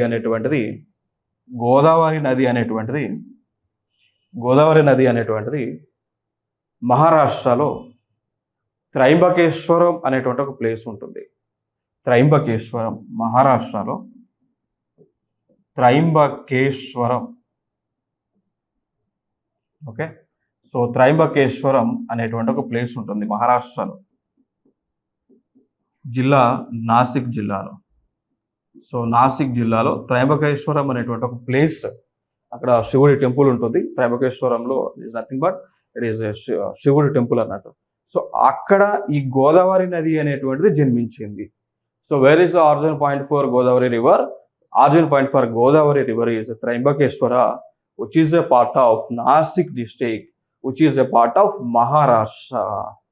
సో అక్కడ జన్మించినటువంటి నది ఏదైతే ఉందో వివిధ రాష్ట్రాల మీదుగా, ఫర్ ఎగ్జాంపుల్ మహారాష్ట్రలో జన్మించి తెలంగాణలోకి ఎంటర్ అవుతుంది, తెలంగాణ నుంచి ఆంధ్రాలోకి ఎంటర్ అవుతూ ఉంది. సో ఆ నది టోటల్గా దాదాపు ఈ గోదావరి నది అనేటువంటి దాదాపు 1465 కిలోమీటర్ల మేర ప్రయాణిస్తూ ఉంటుంది. ఓకేనా, సో భారతదేశంలోనే 3వ అతిపెద్ద నదిగా మనం చెప్పుకోవచ్చు. భారతదేశంలోనే 3వ అతిపెద్ద నదిగా ఈ గోదావరి నదిని మనం చెప్పుకోవచ్చు. ఇదే గోదావరి నదిని మనము ఇంకొక పేరుతో పిలవచ్చు, దాన్నే దక్షిణ గంగా అని పేరుతో పిలవచ్చు. దాన్నే దక్షిణ గంగా అని మనం పిలవచ్చు అండి. ఇదే గోదావరి నది దాదాపు ఆంధ్ర తెలంగాణ ప్రాంతాల్లో 760 కిలోమీటర్ల మేర, ఇంచుమించుగా అప్రాక్సిమేట్ వాల్యూస్ దాదాపు 760 కిలోమీటర్ల మేర ఈ నది అనేటువంటిది ప్రవహిస్తూ ఉంది. తెలంగాణలో ప్రవహిస్తూ ఉంది, ఆంధ్రాలో కూడా ప్రవహిస్తూ ఉంది. సో ఏదైతే నది ఆంధ్ర ప్రాంతంలో ప్రవహిస్తున్నటువంటి గోదావరి నది ఏదైతే ఉందో, సో దానిని డెవలప్ చేయబోతా ఉన్నారు. చూడవచ్చు, దాదాపు గోదావరి రివర్ ప్రవహిస్తున్నటువంటి ప్రాంతంలో దాదాపు ఈ యొక్క అంటే లైక్ తూర్పు గోదావరిలో, పశ్చిమ గోదావరిలో ప్రవహిస్తూ ఉంది కదా. సో ఈ ప్రాంతాల్లో దాదాపు 600 ఎకరాలు, అంటే లైక్ తూర్పు గోదావరిలో 600 ఎకరాలు, పశ్చిమ గోదావరిలో 300 ఎకరాల్లో విస్తీర్ణంలో ఈ గోదావరి నది ఏదైతే ప్రవహిస్తూ ఉందో దాన్ని డెవలప్ చేయబోతా ఉన్నారు. సో ఆ డెవలప్ చేసేటువంటి ప్రాజెక్టే అఖండ గోదావరి అనేటువంటి ప్రాజెక్ట్ అండి. అఖండ గోదావరి ప్రాజెక్ట్. సో దానికి సంబంధించి ప్రభుత్వము 100 కోట్ల రూపాయలను నిధులను కేటాయించడం జరిగింది. అర్థమైందా? ఓకే, సో నిధులను కేటాయించడం జరిగింది, క్లియర్ కదా. సో నిధులను కేటాయించారు. సో ఫైనల్గా అఖండ గోదావరి ప్రాజెక్ట్ యొక్క ముఖ్య ఉద్దేశం ఏంటి అంటే ఈ గోదావరి నది ఏదైతే లైక్ ఆంధ్రప్రదేశ్ ప్రాంతంలో ప్రవహిస్తూ ఉందో దాని వెంబడి టూరిజం సెక్టర్ని డెవలప్ చేయటము, ఇది మెయిన్ ఎజెండా. నెక్స్ట్ అంశం, ఇక్కడ అంటే లైక్ ఇక్కడ కొన్ని పారామీటర్స్ తీసుకుంటే, అంటే భారతదేశంలో అతిపెద్ద నదిగా మనకు కనిపిస్తూ ఉన్నది గంగా నది. భారతదేశంలో అతిపెద్ద నదిగా మనకు కనిపిస్తూ ఉన్నది గంగా నది అండి. ఓకేనా, సో గంగా నది సో దాదాపు 2525 కిలోమీటర్ల మేర విస్తీర్ణంలో ఉంది. దాని తర్వాత ఇందస్ అనేటువంటి నది కూడా భారతదేశంలో ప్రవహిస్తూ ఉంది. ఇందస్ రివర్ సిస్టమ్ అంటాం. సో ఇది కూడా అతిపెద్ద నదినే, బట్ కొంత మేర మనకి పాకిస్తాన్లోకి, అంటే నది యొక్క ప్రవాహం పాకిస్తాన్లో ఉంటుంది. సో దానిలో బాగా కొన్ని ఫర్ ఎగ్జాంపుల్గా తీసుకుంటే ఇందస్ వ్యవస్థ ఏదైతే ఉందో ఈ నది సిస్టంలో కొంత part like ఇందస్, Jhelum, Chenab. So ఈ ఇందస్ రివర్ సిస్టంలో టోటల్గా 6 నదులు ఉంటాయి. 6లో ఒకటి ఇందస్, జీలము, చీనాబు. దాని తర్వాత ఇంకొక బ్యాచ్ ఉంటుంది బిఎస్, రవి, సట్లెజ్. ఓకేనా, సో బిఎస్, రవి, సట్లెజ్. ఓకేనా, సో ఈ విధంగా వీళ్ళు విడగొట్టడం జరిగింది. సో ఇక్కడ ఈ ఇందస్, జీలం, చీనాబ్ అనేటువంటి రివర్స్ని వరల్డ్ బ్యాంక్ వాళ్ళు పాకిస్తాన్కి అలొకేట్ చేశారండి. సో బీస్ రవి సట్లెజ్ అనేటువంటి నదులను వరల్డ్ బ్యాంక్ వాళ్ళు ఎవరికి అలొకేట్ చేశారు? ఇండియాకి అలొకేట్ చేయడం జరిగింది. సో ఫైనల్గా అంటే వరల్డ్ బ్యాంక్ ఎందుకు అలొకేట్ చేసింది అంటే ఇక్కడ ఈ పాకిస్తాన్కి ఇండియాకి మధ్య కాన్ఫ్లిక్ట్ వచ్చింది ఇందస్ నది యొక్క లేదా సింధు నది యొక్క జలాలను పంపిణీ చేయడానికి. అందుకోసం వరల్డ్ బ్యాంక్ వాళ్ళు ఇన్వాల్వ్ అయ్యారు. సో ఇన్వాల్వ్ అయ్యి 1960 సెప్టెంబర్ ఆ టైంలో ఇన్వాల్వ్ అయ్యి రెండు దేశాల మధ్య మీడియేటర్గా వచ్చి ఈ సింధు నది యొక్క వ్యవస్థ 6 పార్ట్స్గా డివైడ్ చేసి ఒక 3 పార్ట్స్ ఏమో పాకిస్తాన్కి, ఒక 3 పార్ట్స్ ఏమో ఇండియాకి అలొకేట్ చేశారు. అందులో 3 పార్ట్స్ ఏమో ఇందస్ జీలం చీనా పాకిస్తాన్కి, బీస్ రవి సట్లెజ్ ఏమో ఇండియాకి అలొకేట్ చేయడం జరిగింది. సో ఈ ఓవరాల్గా తీసుకుంటే ఇది కూడా ఈ ఇందస్ సిస్టమ్ కూడా అతిపెద్ద నదిగా మనం చెప్పుకోవచ్చు. నెక్స్ట్ అంశం అవార్డ్స్. సో అక్టోబర్ మాసంలో ఇచ్చినటువంటి ఇంపార్టెంట్ అవార్డ్స్ మనం డిస్కస్ చేసుకోబోతున్నాం. సో చూసుకున్నట్లయితే ఇక్కడ Nobel awards. So Nobel awards అనేటువంటివి న్యూస్లో ఉండటం జరిగింది. సో చూద్దాం. సో ముందుగా ఈ నోబెల్ అవార్డ్స్ అనేటువంటివి ఎవరి పైన ఇస్తా ఉన్నారు అంటే ఆల్ఫ్రెడ్ బెర్నార్డ్ నోబెల్. సో వారి పేరు పైన నోబెల్ అవార్డ్స్ అనేటువంటివి ప్రతి సంవత్సరము కూడా అనౌన్స్ చేస్తూ ఉన్నారు. సో ఆయన స్వీడన్ దేశానికి చెందినటువంటి ఒక chemist, inventor, engineer, businessman. Even మనందరూ తెలుసు నోబెల్ అనేటువంటి ఆయన డైనమైట్ని కనిపెట్టాడు అని. ఓకే, సో ఆయన పేరు పైన ఇస్తూ ఉన్నారు. సో అంటే ఈయన ఆస్తులు బాగా సంపాదించడం జరిగింది. సంపాదించిన తర్వాత ఆయన చనిపోయే ముందు ఒక వీల్నామా రాశాడు. ఒక విల్ అంటాం దాన్ని, ఒక విల్లుని లేదా వీల్నామాని రాయటం జరిగింది అంట. ఓకే, సో ఆ వీల్నామా ప్రకారం ఏంటి అంటే ఏవైతే ఆస్తులు తనకు సంబంధించిన ఆస్తులు ఉన్నాయో ఆ ఆస్తుల నుంచి వచ్చేటువంటి ఇన్కమ్ని ప్రతి సంవత్సరము కూడా ప్రపంచ దేశాలలో వివిధ వర్గాలలో ఎవరైతే ప్రతిభ కనబరుస్తారో వారికి ఇవ్వమని ఆ వీల్నామాలో రాయిస్తాడండి. సో రాసిన తర్వాత వీల్ ప్రకారమే ఆయన చనిపోయిన తర్వాత ఈ అవార్డ్స్ అనేటువంటివి ప్రతి సంవత్సరము కూడా అనౌన్స్ చేస్తూ ఉన్నారు. ఆ అనౌన్స్ చేసేది కూడా ఎప్పుడు చేస్తారు? డిసెంబర్ 10వ తేదీన అనౌన్స్ చేస్తారండి. ప్రతి సంవత్సరము కూడా డిసెంబర్ 10వ తేదీన అంటే జనరల్గా అనౌన్స్ చేస్తుంటారు అట్లా. ఓకేనా? సో ఆయన 10 డిసెంబర్న 1896లో ఆయన అంటే మరణించడం జరిగింది. సో ఈ టైంలో ఆ అనౌన్స్ చేసినటువంటి అవార్డ్స్ని ప్రజెంట్ చేస్తారు. సో 10 డిసెంబర్న చూడొచ్చు, చనిపోయిన టైంలో ప్రజెంట్ చేస్తూ ఉంటారు అవార్డ్స్ని. సో దానిలో భాగంగా మరి అవార్డ్స్ని అనౌన్స్ చేశారు, ప్రజెంట్ చేయబోతూ ఉన్నారు. మరి ఈ అవార్డ్స్ని పొందినటువంటి వ్యక్తులు ఎవరెవరు ఉన్నారు అనేటువంటి అంశాన్ని చూద్దాం. ఇక్కడ చూడొచ్చు మీరు ఇక్కడ. సో ఈ అవార్డ్స్ యొక్క ప్రధాన కర్త ఎవరు అంటే Alfred Nobel. So first award ఇచ్చింది 1901లో ఇచ్చారు. 6 కేటగిరీల్లో ఈ అవార్డుని ఇస్తారు.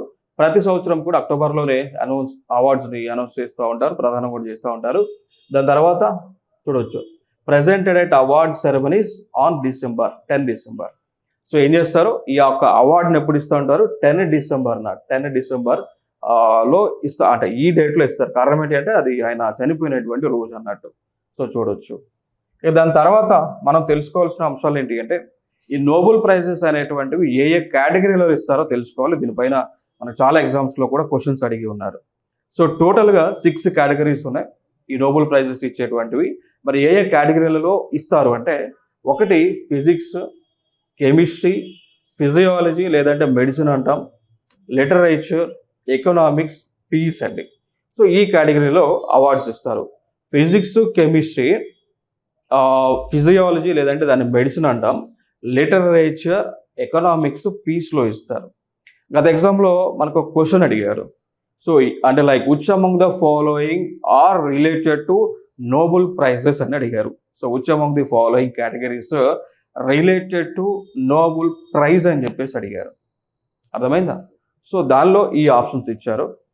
ఓకేనా? ఫిజిక్స్, కెమిస్ట్రీ ఈ ఆప్షన్స్ మాత్రం ఇచ్చారు. ఇంకా అడిషనల్గా మ్యాథమెటిక్స్ అని దాంట్లో ఇచ్చారు. So mathematics is not a part of Nobel awards category.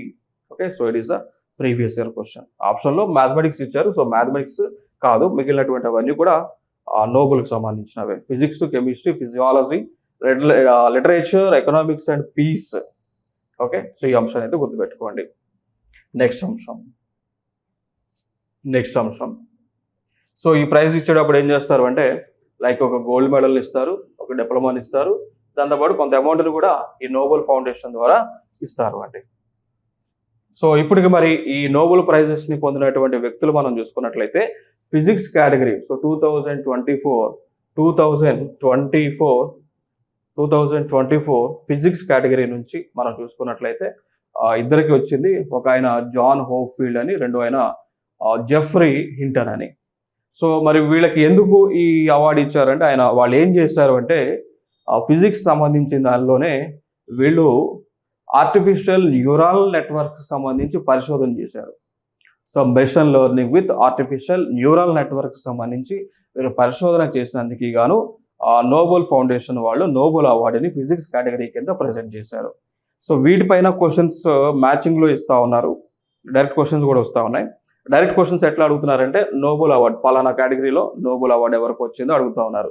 Direct పేర్లు మనం గుర్తుపెట్టుకోవాలి. దాని తర్వాత ఇంకో అంశం ఏం అడుగుతున్నారంటే వాళ్ళు ఏం చేస్తే నోబెల్ అవార్డు వచ్చింది, ఏం కనిపెడితే నోబెల్ అవార్డు వచ్చింది, దేనిపైన పరిశోధన చేస్తే నోబెల్ అవార్డు వచ్చింది అడుగుతూ ఉన్నారు. సో నోబెల్ అవార్డు ఇక్కడ ఎందుకు వచ్చింది అంటే వీళ్ళు machine learning with artificial neural networks పైన పరిశోధన చేసినందుకు గాను నోబెల్ అవార్డు ఇచ్చారు. సో అంశాన్ని గుర్తుపెట్టుకోండి. నెక్స్ట్ అంశం కెమిస్ట్రీ విభాగం మనం చూసుకున్నట్లయితే కెమిస్ట్రీలో David Baker, Demis Hassabis and John Jumper. So వీళ్ళకి వచ్చింది. సో వీళ్ళకి అవార్డు ఎందుకు ఇచ్చారంటే వీళ్ళు ప్రోటీన్ స్ట్రక్చర్ని ప్రెడిక్ట్ చేశారు అండి. ఓకేనా. So they have decoded the structure of the protein. So these 3 persons chemists had discovered the structure of the protein. So that's why they got the Nobel Prize. So David Becker, Demis Hassabis and John Jumper. ఈ అంశాన్ని గుర్తుపెట్టుకోండి. Next physiology లేదంటే medicine అంటాం.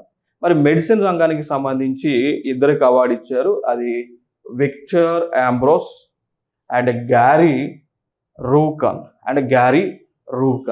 So చూడవచ్చు the Nobel prize in physiology వచ్చి ఇద్దరికి ఇచ్చారు. కారణం ఏంటి అంటే మరి వాళ్ళు ఏం చేశారు అంటే మైక్రో ఆర్ఎన్ఏకి సంబంధించి సో మైక్రో ఆర్ఎన్ఏని డిస్కవర్ చేశారు. దాని తర్వాత దాని యొక్క వర్క్ అంటే లైక్ పోస్ట్ ట్రాన్స్క్రిప్షనల్ జీన్ రెగ్యులేషన్లో మైక్రో ఆర్ఎన్ఏ యొక్క వర్క్ ఏ విధంగా ఉంటుందో వాళ్ళు తెలియజేయడం జరిగింది. అందుకు వీళ్ళిద్దరికి అవార్డ్స్ ఇచ్చారు, నోబెల్ ప్రైజెస్. ఇంకా తర్వాత లిటరేచర్ అండి. సో దాని తర్వాత లిటరేచర్కి సంబంధించి కూడా అవార్డు ఇచ్చారు. అవార్డు పొందింది హాన్ కాంగ్ అనేటువంటి ఆవిడ. సో ఈ అవార్డు పొందింది హాన్ కాంగ్. సో ఈవిడ సౌత్ కొరియాకి చెందినటువంటి ఒక రచయిత. సో ఆవిడకి ఈ అవార్డును ప్రజెంట్ చేయబోతూ ఉన్నారు. నెక్స్ట్ అంశం ఇంకోటి మరి ఈవిడ లైక్ రిటర్న్ అంటే లైక్ ఏదైతే మనకి ఆవిడ బుక్స్ రాసిందో తన యొక్క రచనలన్నీ కూడా హ్యూమన్ లైఫ్కి సంబంధించింది అండి. ఓకేనా. సో మనుషుల యొక్క జీవితాలకు సంబంధించి ఆవిడ రచనలన్నీ కూడా ఉంటాయి. సో అందుకు అవార్డు ఇచ్చారు. నెక్స్ట్ అవార్డు వచ్చేసి పీస్ ప్రైజ్ అంట, very important. So Nobel peace prize, so Nobel శాంతి బహుమతి 2024 సంవత్సరానికి గాను ఎవరిని వరించింది అంటే నిహోన్ హిడెన్క్యో. సో నిహోన్ హిడెన్క్యో అండి. ఓకేనా. సో ఆవిడకి ఈయన లేడీ కాదు, జన్నే అబ్బాయి. సో ఈయనకు వచ్చింది అన్నట్టు. కారణం ఏంటి అంటే ఈయన ఏం చేస్తూ ఉన్నారు అంటే ప్రపంచ దేశాలలో న్యూక్లియర్ వెపన్స్ ఏవైతున్నాయో, సో అణ్వాయుధాలు ఏవైతున్నాయో వాటి యొక్క నెగిటివ్ ఇంపాక్ట్స్ ఏమేమి ఉన్నాయని ప్రపంచ దేశాలకు తెలియజేస్తూ ఉన్నారు ఒక ఎన్జిఓ ద్వారా. సో నాన్ గవర్నమెంటల్ ఆర్గనైజేషన్ అనేటువంటి ఒక ఎన్జిఓని ఆయన ఏర్పాటు చేసి దాని ద్వారా ప్రపంచంలో ఉన్నటువంటి దేశాలకు న్యూక్లియర్ వెపన్స్ వల్ల కలిగేటువంటి నష్టాలు ఏమున్నాయి, న్యూక్లియర్ మెటీరియల్ ద్వారా కలిగేటువంటి అనర్థాలు ఏమున్నాయి మానవాళికి అని తెలియజేస్తూ ఉన్నారు. అంటే ఫైనల్గా శాంతి అనేటువంటిది ఉండాలి అని ఈయన ప్రపోజల్ పెట్టడం జరిగింది. అది ఇక్కడ ఇంపార్టెంట్. ఓకేనా. సో న్యూక్లియర్ వెపన్స్ అనేటువంటివి ఉండొద్దు. ఇక్కడ మనకు తెలుసు కదా ప్రపంచ దేశాల్లో చాలా దేశాల దగ్గర కూడా న్యూక్లియర్ వెపన్స్ ఉన్నాయి. ఫర్ ఎగ్జాంపుల్ ఇండియా దగ్గర ఉంది, పాకిస్తాన్ దగ్గర ఉంది, చైనా దగ్గర ఉంది, ఫ్రాన్స్ దగ్గర ఉంది, రష్యా దగ్గర ఉంది, యుఎస్ఏ దగ్గర ఉంది, యూకే దగ్గర ఉంది, ఇంకా దేశాల దగ్గర కూడా ఉన్నాయి. ఈవెన్ నార్త్ కొరియా దగ్గర కూడా న్యూక్లియర్ వెపన్స్ ఉన్నాయి. సో వాటి వల్ల కలిగే నష్టాల గురించి ప్రపంచ దేశాలు తెలియజేసినటువంటి సందర్భాన ప్రపంచ దేశాలలో శాంతి అనేటువంటిది నెలకొల్పడానికి ప్రయత్నం చేసినటువంటి సందర్భాన ఈ వ్యక్తికి నిహోన్ హిడోన్క్యో అనేటువంటి జపాన్ దేశానికి చెందినటువంటి వ్యక్తికి నోబెల్ పీస్ ప్రైజ్ని ఇచ్చారు. దాని తర్వాత మరి భారతదేశంకి చెందినటువంటి వ్యక్తులకు నోబెల్ పీస్ ప్రైజ్ ఇచ్చారా? ఇచ్చుంటే కామెంట్ చేయండి, ఒకసారి జస్ట్ చూద్దాం ఎంతమంది ఆన్సర్స్ ఇస్తారు. సో భారతదేశానికి చెందినటువంటి ఒక వ్యక్తికి నోబెల్ పీస్ ప్రైజ్ని ఇచ్చారు. దాంతోపాటు ఆయనతో పాటే పాకిస్తాన్కి చెందినటువంటి 13 సంవత్సరాలు ఉన్నటువంటి ఆ టైంలో యూసఫ్ మలాలా, సో యూసఫ్ మలాలాకి కూడా పీస్ ప్రైజ్, నోబెల్ పీస్ ప్రైజ్ని ఇచ్చారు. సో ఇండియాలో ఉన్నటువంటి వ్యక్తి ఎవరో మీరు ఇక్కడ పోస్ట్ చేయండి, చూద్దాం.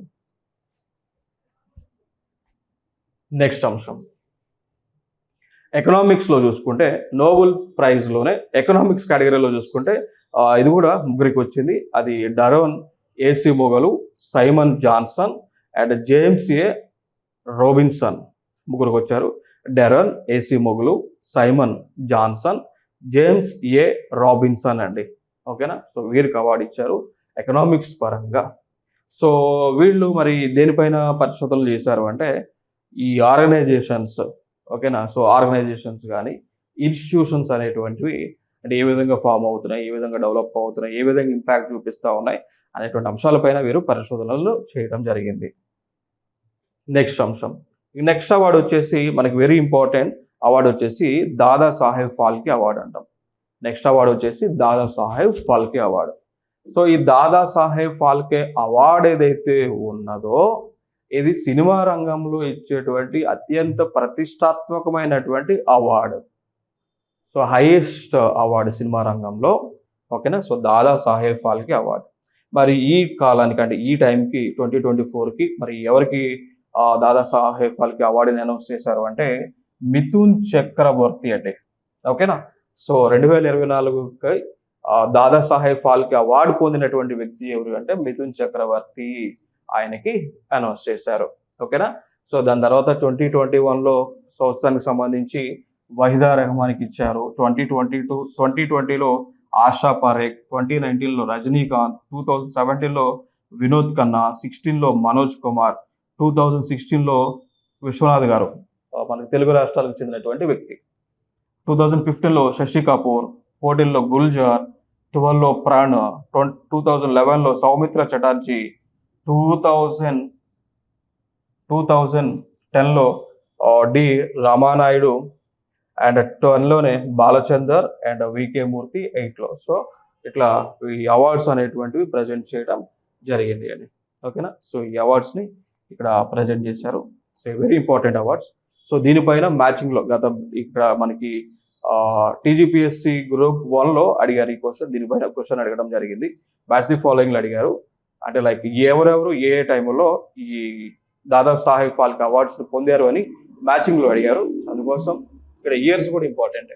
సో 2024కి మిథున్ చక్రవర్తి, 2021కి వహీదా రెహమాన్, 2020కి ఆశా పారేఖ్, 2019కి రజనీకాంత్. సో అట్లా ఇయర్స్ అయితే గుర్తుపెట్టుకోండి.